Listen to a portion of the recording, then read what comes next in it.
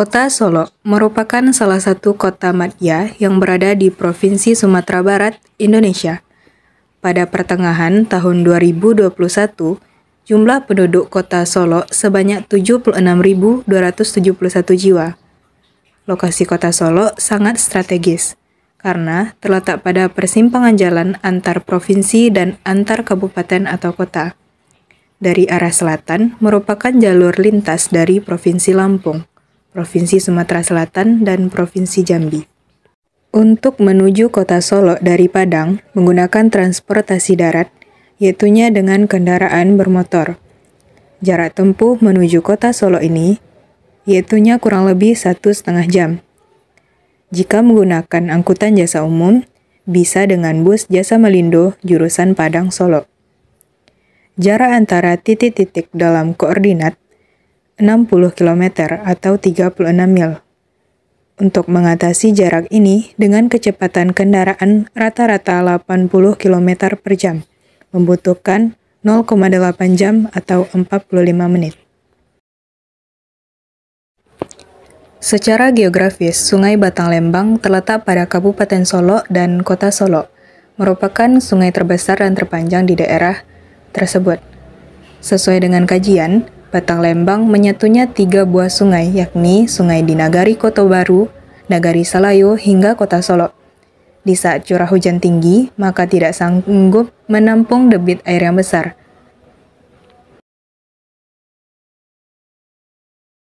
Salah satu ikon Kota Solo, yaitunya Taman Syekh Kukut, yang dulunya dikenal sebagai ruang terbuka hijau, atau dikenal juga dengan sebutan Taman Kota di Solo. Nah, kini taman itu lebih terlihat sebagai area untuk ajang berekreasi keluarga ataupun muda-mudi. Taman Syekh Kukut selain menjadi tempat rekreasi keluarga dan muda-mudi, juga sering disinggahi oleh orang-orang yang suka berkegiatan tari dan musik beatbox. Salah satu yang menjadi ciri khas dari Kota Solo, yaitunya Masjid Agung Al-Muhsinin, yang merupakan masjid terbesar di Kota Solo, yaitunya terletak menghadap Jalan Datuk Perpatianan Sabatang, Kelurahan Aro 4 Korong, Lubuk Sikarah. Masjid ini menjadi tuan rumah kegiatan keagamaan skala regional seperti tablik akbar dan pertemuan jamaah, khususnya di Kota Solo.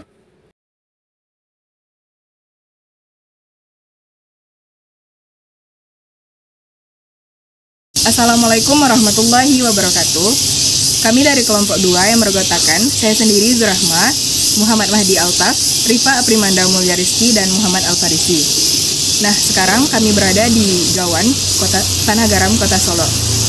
Baik, saat sekarang ini kami berada di salah satu sungai di kota segmen Kota Solo, yaitunya di Gawan, Tanah Garam, Kota Solo. Nah, Kota Solo merupakan salah satu kota yang berada di Provinsi Sumatera Barat, yang dialiri oleh sungai yang bernama Sungai Batanglembang. Nah, pertumbuhan penduduk dan meningkatnya penggunaan Sungai Batanglembang berdampak pada daya dukung lingkungan sungai. Nah, untuk dapat menjaga kualitas air sungai, diperlukan kajian daya tampung air sungai. Salah satu penyebab dari pencemaran air sungai di Kota Solo ini, yaitunya adanya pabrik tahu. Nah, limbah pada tahu berupa ampas tahu merupakan hasil ikutan dari proses pembuatan tahu yang banyak terdapat di Indonesia. Keberadaan ampas tahu di tanah air cukup melimpah, murah, dan mudah didapat.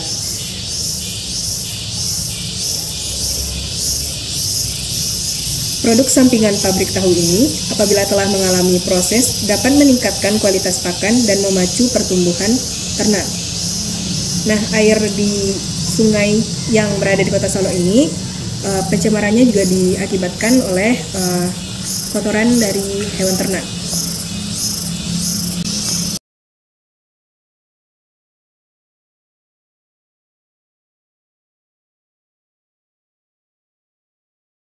Air limbah tahu adalah buangan yang mengandung unsur nabati yang mudah membusuk secara fisik dan kimia. Apabila dibiarkan di lingkungan, akan mencemari lingkungan sekitarnya.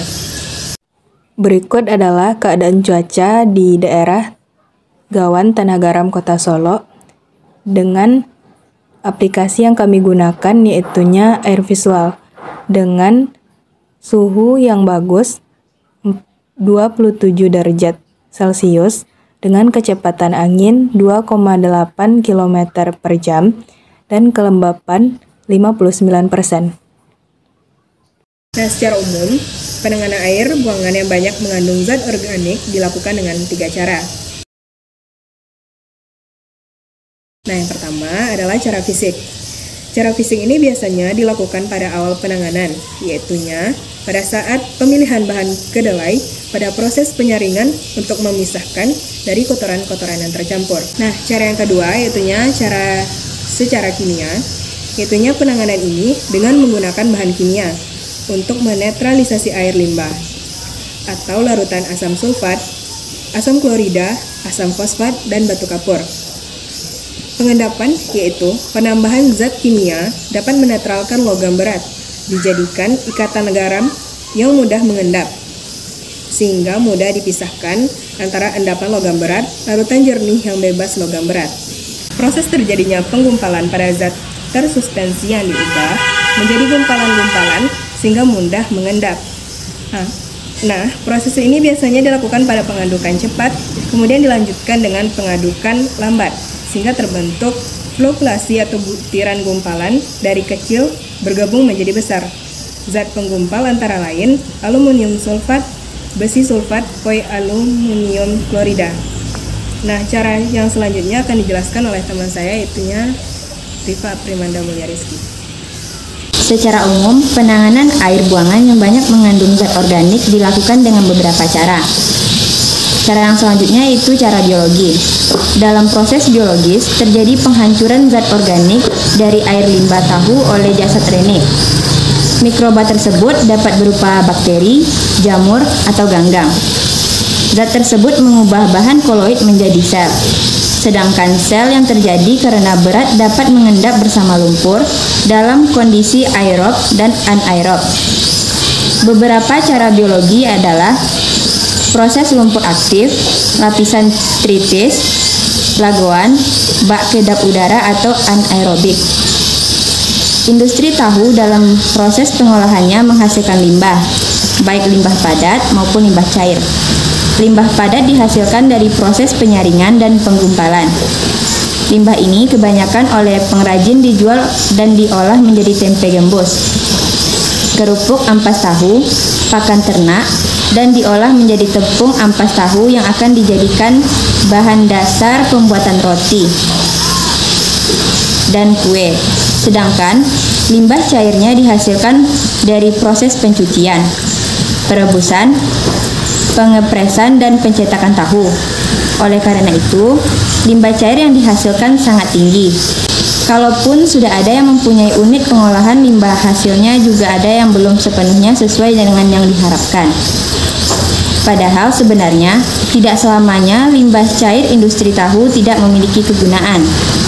Industri tahu saat ini sudah menjamur di Indonesia dan rata-rata masih dilakukan dalam teknologi yang sederhana. Padahal sebenarnya tidak selamanya limbah cair industri tahu tidak memiliki kegunaan. Industri tahu saat ini sudah menjamur di Indonesia dan rata-rata masih dilakukan dalam teknologi yang sederhana, sehingga tingkat efisiensi penggunaan air dan bahan bakunya masih rendah dan tingkat produksi limbahnya juga relatif tinggi. Limbah cair tahu dengan karakteristik mengandung bahan organik tinggi dan kadar BOD, COD yang cukup tinggi pula. Jika langsung dibuang ke badan air, jelas sekali akan menurunkan daya dukung lingkungan, sehingga industri tahu memerlukan suatu pengolahan limbah yang bertujuan untuk mengurangi resiko beban pencemaran yang ada. Limbah ini bila tidak dikelola akan menimbulkan pencemaran lingkungan dan mengakibatkan gangguan kesehatan masyarakat setempat. Baiklah, materi selanjutnya akan disampaikan oleh rekan saya yaitu Muhammad Mahdi Altaf.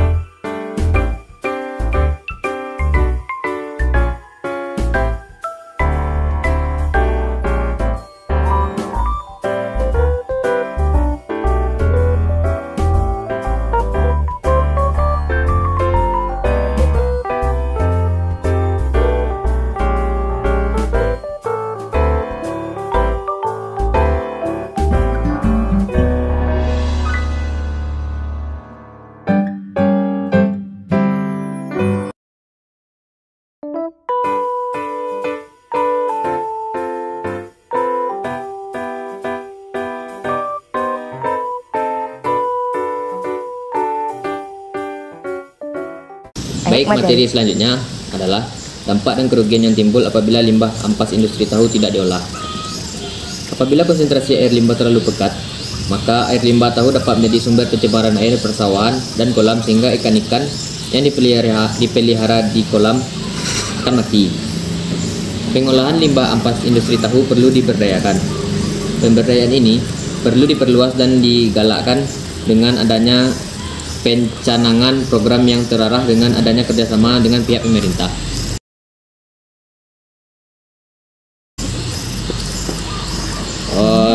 Cara pengolahan limbah ampas industri tahu. Pengolahan limbah ampas produksi tahu adalah dengan proses penyaringan dan pemanfaatan hasil saringan tersebut dengan penggunaan terhadap hal-hal yang bermanfaat seperti pakan ternak.